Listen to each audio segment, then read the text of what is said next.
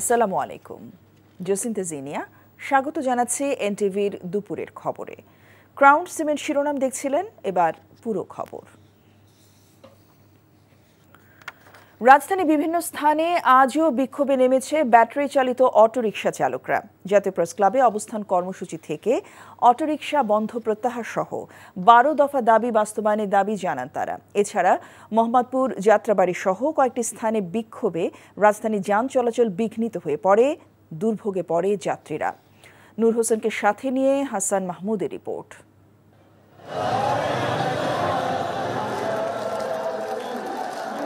Battery চালিত autorickshaw বন্ধের প্রতিবাদে রাজধানীর মোহাম্মদপুর, বছিলা, প্রেস ক্লাব, যাত্রাবাড়ি এলাকায় সড়কে অবস্থান নেয় অটোরিকশা চালকরা।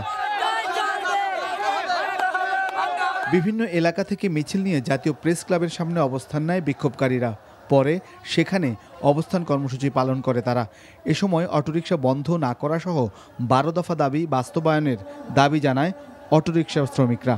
দায়িত্বশীল অবস্থান থেকে আশ্বাস চাই, এই মামলা প্রত্যাহারে সরকার আপিল করবে। 2, এই গাড়ি চলাচলের যেই নীতিমালা প্রণয়ন দরকার, ড্রাইভিং লাইসেন্স দরকার, গাড়ির লাইসেন্স দরকার, রুট পারমিট দরকার, সেই রুট পারমিটের ব্যবস্থা করবে। আমরা শান্তিপূর্ণভাবে গাড়িটা চালাতে চাই এবং আমাদের একটা এরিয়া ভাগ করে দেব, যাতে আমরা সেই এরিয়ার ভিতরে চলাচল করতে পারি। আমরা এত গরিব মানুষ ঠিক করে খামো, কিছু করার নাই, ঠিক আছে? হট করে বন্ধ হয়ে গেলে এটা তো চলে না। আমরা মনে করেন সমিতির লুন লইয়া করছি। এদিকে মোহাম্মদপুর, বছিলা ও যাত্রাবাড়ি এলাকায়ও বিক্ষোভ করে অটোরিকশা চালকরা। বিক্ষোভ ও আন্দোলনে যানজটের সৃষ্টি হয় পুরো মোহাম্মদপুর ও মিরপুর সড়কে। চালিয়ে যাব আর আমাদেরকে রুট পারমিশন দিতে হবে, অবশ্যই লাইসেন্স দিতে হবে, যাতে আমরা চলতে পারি। আমরা কাজ করতে চাই, আমরা চুরি করতে চাই না। যাতে আমাদের একটা নীতিমালা দেওয়া হোক, একটা আইন করে দেওয়া হোক, আমাদের একটা নির্ধারিত এরিয়া দেওয়া হোক। অটোরিকশা চালকদের আন্দোলনে চরম দুর্ভোগে পড়ে যাত্রীরা। রাজধানী জুড়ে সৃষ্টি হয় অচল অবস্থা। Hasan Mahmud, NTV news, Dhaka. রাজধানীতে অটোরিকশা চালকদের বিক্ষোভের আরও খবর জানাতে যাচ্ছি মোহাম্মদপুরের সহকর্মী আপেল শাহরিয়ারের কাছে। আপেল, আপনি তো মোহাম্মদপুরে আছেন, সেখানে বিক্ষোভের পরিস্থিতি সম্পর্কে আমাদেরকে জানাবেন।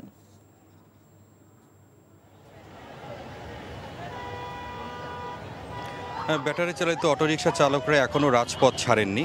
সুনির্দিষ্ট আশ্বাস না পেলে যানবাহন চলাচলের বিষয়ে রাজপথ ছাড়বেন না বলে হুঁশিয়ারি দিয়েছেন। সকাল 10টা থেকে এই যে মোহাম্মদপুরে যে 3 রাস্তার মোড়, আমি যেখানে অবস্থান করছি, এখানে তারা জড়ো হয়েছেন, এসে বিক্ষোভ করছেন এবং যান চলাচল তখন থেকেই বন্ধ। সাধারণ মানুষও একটু ক্ষুব্ধ হয়ে আছেন।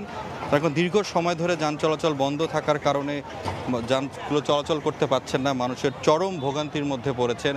অনেকে বাধ্য হয়ে পায়ে হেঁটে গন্তব্যের দিকে রওনা দিয়েছেন। বিক্ষোভকারীদের সঙ্গে কথা বললাম। তাদের যে অভিযোগ, যে হঠাৎ করে এরকম মাঝে মধ্যেই দেখা যাচ্ছে যে অটোরিকশা চালকদের উপর একটি চড়াও হচ্ছেন, এরকম তারা অভিযোগ করছেন।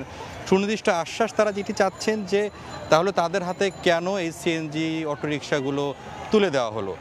তারা বলছেন যে আলাদাভাবে যে লাইসেন্সের দাবি তারা জানিয়েছেন, পাশাপাশি রুট পারমিট দেওয়া হয়, তারা কোন কোন জায়গাগুলোতে চলাচল করতে পারবেন সেগুলো যদি তাদেরকে বলা হয় তা সেভাবেও মেনে চলবেন। তবে হঠাৎ করে তাদের যে এই যে বন্ধ হয়ে করে দেওয়ার যে সিদ্ধান্ত, সেটি তারা মেনে নিতে চাচ্ছেন না। তারা বলছেন যে অবশ্যই সরকার সেই বিষয়টি গুরুত্ব সহকারে দেখবেন। সাধারণ মানুষেরও দুই দিকেই ইতিবাচক নেতিবাচক কথাবার্তা বলছেন এই ইস্যুটি নিয়ে। তার কারণ এইসব অর্থাৎ 60 লাখ যে অটোরিকশা, ব্যাটারি চালিত অটোরিকশা যেগুলো রয়েছে, যে কর্মসংস্থান যারা এগুলো নিয়ে চলাচল করছেন, জীবিকা নির্বাহ করছেন, তারা হঠাৎ করে কোথায় যাবেন, তাদের কর্মসংস্থানের বিকল্প কোনো ব্যবস্থা যদি করে না দেওয়া হয়, সেই বিষয়গুলো কিন্তু আলোচনার মধ্যে রয়েছে।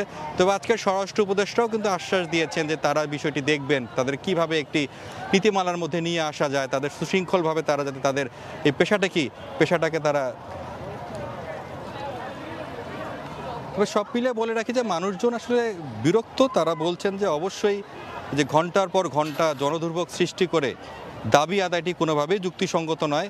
অর্থাৎ আমাদের এই সংবাদে আমরা যেটি বলেছিলাম যে প্রেস ক্লাবেও যে আন্দোলন হয়েছে, বিক্ষোভ হয়েছে, অর্থাৎ সেখান থেকে যখন কোনো ধরনের পরবর্তী যে কর্মসূচিগুলো যদি আসে তাদের এখান থেকে প্রত্যাহারের, সেটি আমরা জানাতে পারবো। তবে এখন পর্যন্ত তারা কতক্ষণ রাজপথে থাকবেন, তাদের পরবর্তী কর্মসূচি কি, এখনও তারা কোনো কিছু বলছেন না। তবে এখনও তারা বিক্ষোভ চালিয়ে যাচ্ছেন। জানছিলাম অটোরিকশা চালকদের বিক্ষোভের খবর। শপথ নিয়েছেন নবনিযুক্ত প্রধান নির্বাচন কমিশনার এবং 4 কমিশনার। প্রধান নির্বাচন কমিশনার হিসেবে AMM নাসির উদ্দিনকে শপথ বাক্য পাঠ করান প্রধান বিচারপতি সৈয়দ রেফাত আহমেদ। সুপ্রিম কোর্টের জাজেস লাউঞ্জে এ শপথ গ্রহণ অনুষ্ঠিত হয়। গণ্যমান্য ব্যক্তিদের উপস্থিতিতে শপথ অনুষ্ঠান সম্পন্ন হয়। এছাড়াও 4 নির্বাচন কমিশনার, সাবেক অতিরিক্ত সচিব মোহাম্মদ আনোয়ারুল ইসলাম সরকার, সাবেক জেলা ও দায়রা জজ মোহাম্মদ আব্দুর রহমানুল মাসুদ, সাবেক যুগ্ম সচিব বেগম তহমিদা আহমেদ এবং অবসরপ্রাপ্ত ব্রিগেডিয়ার জেনারেল আবুল ফজল মোহাম্মদ সানাউল্লাহকে শপথ বাক্য পাঠ করান প্রধান বিচারপতি। 21 নভেম্বর রাষ্ট্রপতি মোহাম্মদ শাহাবুদ্দিন সাংবিধানিক ক্ষমতা বলে সাবেক সচিব AMM নাসির উদ্দিনকে প্রধান নির্বাচন কমিশনার হিসেবে নিয়োগ দিয়েছেন।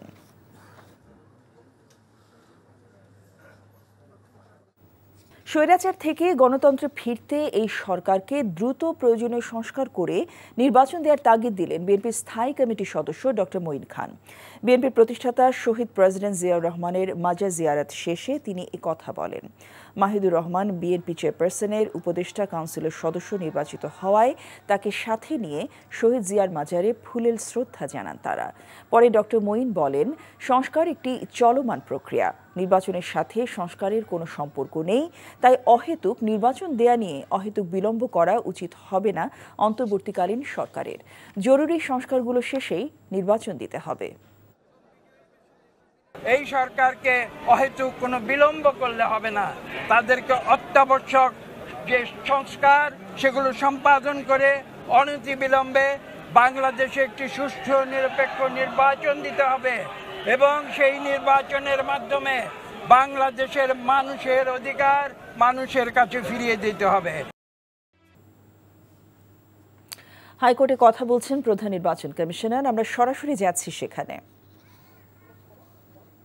স্যার, শপথের পর সংস্কার কমিশন কাজ করছে, সেই পর্যায়ে আপনারা কি এই কমিশনের সংস্কার কাজ শেষে না করবেন, নাকি আপনারা দেখবেন যে কি অবস্থা? দেখেন, সংস্কার একটা চলমান প্রক্রিয়া, কিন্তু একটা ইলেকশন করতে গেলে আমাকে তো কিছু এসেনশিয়াল সংস্কার তো লাগবে।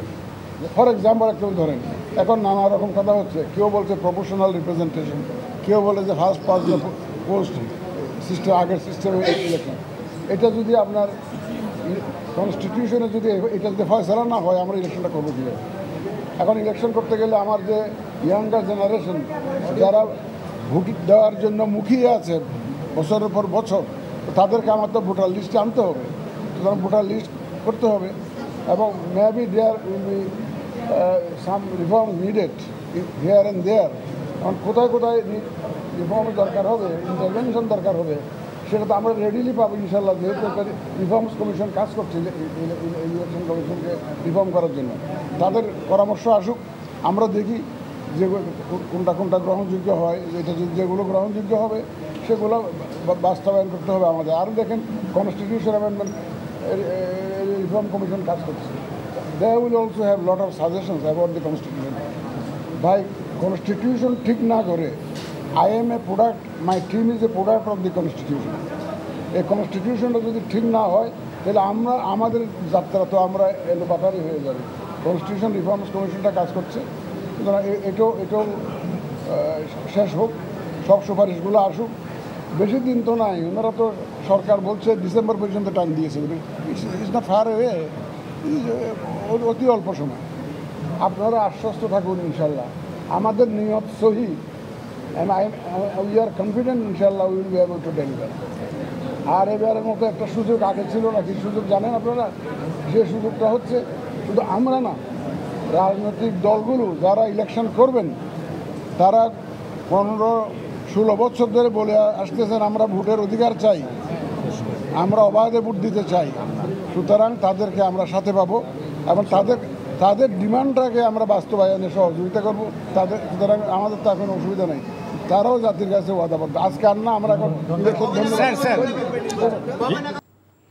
জাহাঙ্গীরনগর বিশ্ববিদ্যালয়ে অটোরিকশার ধাক্কায় আফসানা করিম রাচি নিহতের ঘটনায় জাহাঙ্গীরনগর শাটডাউন কর্মসূচি পালন করছেন বিশ্ববিদ্যালয়ের 53 ব্যাচের শিক্ষার্থীরা। সকাল থেকে বিশ্ববিদ্যালয়ের বিজনেস স্টাডিজ অনুষদে তালা দিয়ে এই কর্মসূচি শুরু করেন তারা।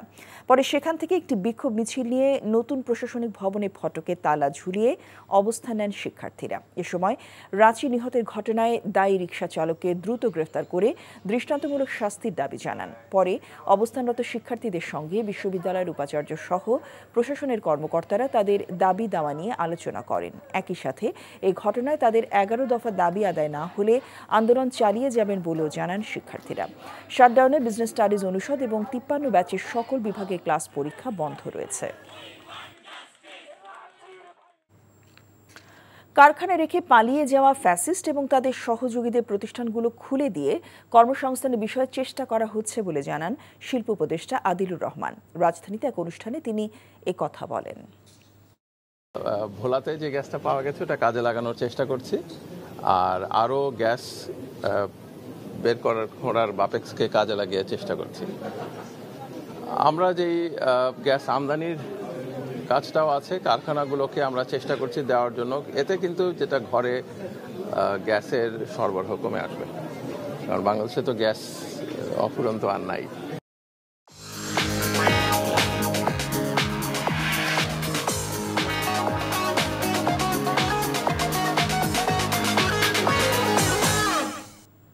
নগদ নিবেদিত অর্থনীতির খবর। দেশে প্রতিটি নাগরিকের ন্যূনতম আয় পাওয়ার অধিকার আছে বলে মনে করেন অর্থনীতিবিদরা।